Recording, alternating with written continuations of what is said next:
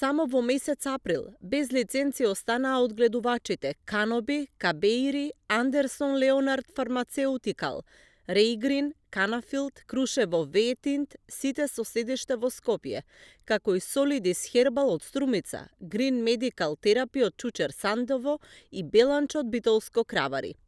Претходно во текот на годинава без лиценца останаа и Гри и Биофарм и Гринго 2018 од Струшка Драслајца.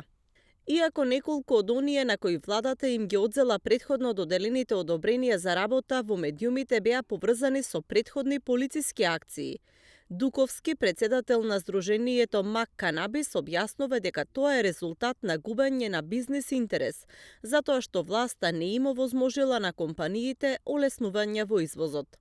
Изминатите години одгледувачите на канабис интензивно бараа од владата со законска интервенција да дозволи извоз на цветот канабис.